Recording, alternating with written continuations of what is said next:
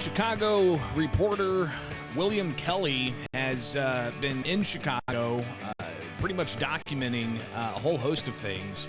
And if you follow him on social media, surely you've seen the video of him approaching a luxury hotel in Chicago where they have migrants that they're housing there.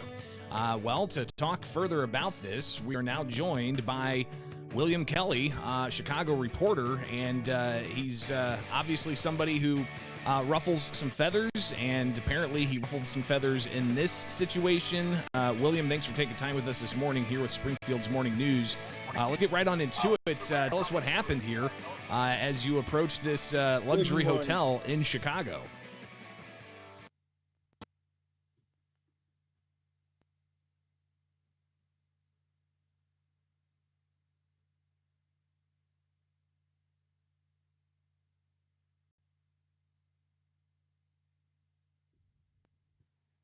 Sure enough, I thought, and as I'm sure you also know, you have to check it out. You can't just run with a story, because the second you or I ever forget to cross a single T or dot a single I, my God, they'll never stop punishing us. That's for damn sure.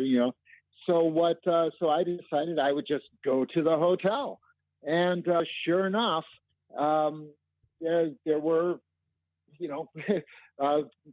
what appeared to be migrants going in and out of the hotel.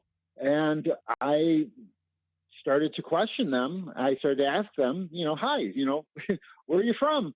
And to a man, they said Venezuela. And that was really the only language, they didn't speak English. So I thought, okay, well, this definitely appears to be a migrant hotel. And by the way, we're talking about the Inn of Chicago, which is right off the Magnificent Mile. The only thing I ever remember about the Inn of Chicago was that John Jr. used to stay there when he was in town. John F. Kennedy Jr. I always thought, wow, wouldn't it be great if one day I could stay at the Inn of Chicago, right? So this is like the only thing that's going through my mind while I'm trying to investigate this story.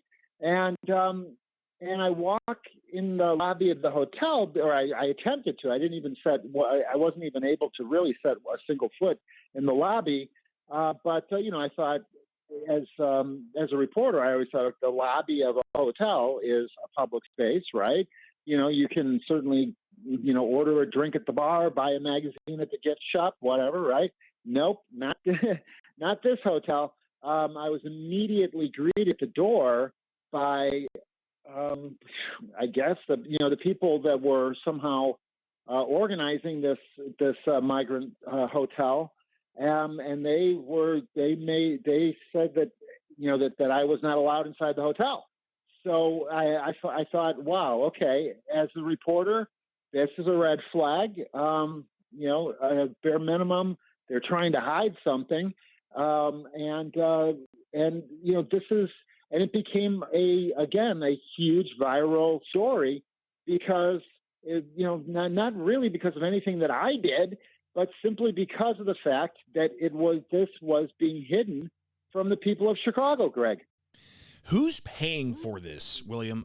Who's covering the costs of all of this? Well, thank you. You see, who, what, where, when, how, and why. That's all we're really going to train to try to figure out. Since the story went viral, and I don't know if you have it on your Facebook page, or people can certainly see how viral it has gone at William J. Kelly on Twitter, or reporter WilliamJKelly.com. But since then, the previous mayor Lightfoot, and now the current mayor Johnson, has been forced to acknowledge that the hotel exists, in downtown Chicago, and they've thrown around some numbers, 20 million here, 20 million there. But as sadly, as I've discovered in Chicago, if you're able to even get a number out of these people, you might as well just go ahead and triple it, because either they don't know how to count, or they're just hopelessly dishonest. William J. Kelly with us here with Springfield's Morning News, reviewing some of the video footage he got at a luxury hotel. Obviously, this is an issue that is continuing as we see more migrants come from the southern border transported to Chicago. How do you think this is going to end up? Are we just going to see this constant flux of people coming to Illinois and not just going to Chicago, but possibly being distributed all throughout the state? How do you see this happen in the short and long-term future here? Well, Greg, I hate to be the bearer of bad news, but this is far worse than any story I've ever covered, and I've been at this for quite some time. I even got my media credential revoked from Mayor Lightfoot for covering crime and the economic decline in Chicago. But here's the real problem, Greg. As you may recall, I was not a big fan of our previous of our governor, Republican governor Bruce Rauner, and one of the issues that I took him to task on was that he wanted to make Illinois a sanctuary state. At the time, I took a lot of heat from Republicans who were mad at me, for talking about this. Sadly. Making Illinois a sanctuary state means that when Governor Abbott of Texas sends migrants to Chicago, he's not just teaching those people in Chicago a lesson, Greg. He's going, what he may or may not even realize is that the entire state of Illinois is a sanctuary state. Okay? So that means that if Brandon Johnson wants to teach the rest of Illinois a lesson, he can send these migrants right to your front doorstep. And I'm telling you right now, this problem is bigger than anyone, I think, fully realizes yet. Unless you actually go to these hotels yourself and you witness it yourself. What I was struck by was, first of all, it's almost a cliche now at this point, the military age men, pure and simple, military age men. 1, 2. They don't speak English, so you tell me exactly how they're going to assimilate and become huge, productive, contributing members of our society. And 3, I was met with absolute hostility before I even got one foot in the door. Now that's also a tiny bit of a red flag, Greg. I can't help but tell you, I've often thought this.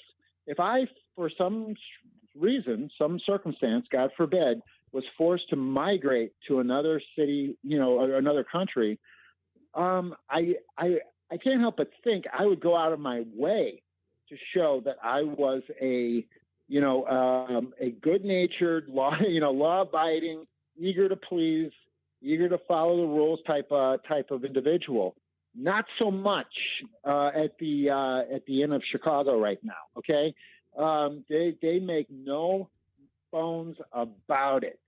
They are not too happy with Americans asking questions. Well, William, we've got just a red flag. We've got just a little bit of time here left, but the idea of how much this is costing. We know that the state's also subsidizing undocumented migrant health care for those over the age of 42. That could cost $1 billion plus. They're looking possibly to expand that to those who are 19 years and older, so that could increase the cost even more to taxpayers. Right. But that's all on top of how much it's costing to house these undocumented migrants in a luxury hotel in Chicago. That's all the time we've got, William. Greatly appreciate it. Tell us where people can find more of your information. ReporterWilliamJKelly.com. You can subscribe right there. Follow me at William J. Kelly on Twitter. And Greg, thank you for having me on. This is a crazy important story, and you're not getting it from your local news stations. Trust me. It's pretty remarkable. William J. Kelly, greatly appreciated as always. And stay tuned, because coming back, we'll talk about a measure that advanced at the State House to allow non-citizens to become Chicago police officers or sheriff's deputies. So stay tuned. We'll get to that next here on WMAY. We've been talking about the issue of undocumented migrants coming to the state of Illinois, being transported from places like Texas after crossing the southern border. Some of them are asylum seekers, and they're being sent across the country, but being sent to Chicago, for instance. We just talked with William J. Kelly, a reporter who found a luxury hotel that was actually being used to house migrants. You got to anticipate that's going to be at taxpayer cost. But there's also this issue that raised at the Illinois Senate yesterday, dealing with a measure that would allow for certain non-citizens to become law enforcement officials. And this would deal with those who are part of the DACA program, right? The dreamers, so to speak, that have deferred action against them because they were brought over here as children by their parents. Well, now they're of a certain age where they could possibly become police officers. Well, this measure would allow for that, and it's got support from the Chicago Fraternal Order of Police, but there was some pushback on the Senate floor. Here is State Senator Chapin Rose reacting to this bill. I don't care where this individual is from. Australia, they should not be able to arrest a United States citizen on United States soil. Canada should not be able to arrest a United States citizen on United States soil. You wouldn't hand this over to Russians and say, here, come arrest us. There is a greater principle at stake here than the stuff we typically argue about in this building. A much greater principle. And you cannot hand the power to arrest any citizen of the United States, let alone the ones we represent here in Illinois, over to someone who's not a United States citizen. So again, that's State Senator Chapin Rose, just one of the individuals who spoke out against this. You had another individual, State Senator Andrew Chesney. He also shared his concerns about this bill that would advance and ultimately allow for undocumented migrants to be a police officer in the state of Illinois. Here's Andrew Chesney laying out his concerns about this proposal, this bill that advanced out of the Senate as amended. It's a House bill, so it has to go back to the House for concurrence. But here's Andrew Chesney. And we may disagree with how to get there, but I think that we have a fundamental right to be arrested by a U.S. citizen, to be prosecuted by a U.S. citizen, and to be judged by a U.S. citizen. I think that we all would agree as a body that we have a right to face those that are Americans. And this is not about a immigration piece. This is about we gave an example of a Canadian coming to our country to arrest us. And I don't think that that is a inappropriate position to have as a chamber, as a General Assembly, and as a general policy of our state. And another state senator from the Democrats, they also stood up in support of this bill before it ultimately did advance out of the Senate, and something I think is important to hear, all the sides of this. So Mary Edley Allen, she laid out her support for this measure, ultimately saying that, listen, these are individuals who've been in this country for years, and there's a need for law enforcement. So they went ahead and advanced this measure. It's House Bill 3751, if you're following along at home and you want to see the particulars of the legislation. But here's State Senator Edley Allen. If someone is willing to put their life on the line and die for our country and our military, they are certainly should be given the opportunity to do the same for our community and for our state. This is a good bill. I urge an aye vote. So again, you had individuals who laid out their concerns, but there were also those from the Chicago area that said, "Hey, we've got a shortage of police, and this could help get the law enforcement ranks built back up." So that measure, House Bill 3751, ultimately advancing out of the House, amended in the Senate. It has to go back to the House before it can actually be sent to the governor's desk. So just a couple of issues there concerning the migrants coming to Illinois. costing taxpayers in the costs of luxury hotels they're staying in, costing taxpayers in the cost of how much health care they're being subsidized, and also looking to possibly become law enforcement officers in Chicago. So how that runs afoul with federal law, I guess we'll see it, whether or not it advances, and if it's just a suggestion or if it's actually going to be implemented. So a lot of moving pieces there, and something we'll keep an eye on here with WMAY.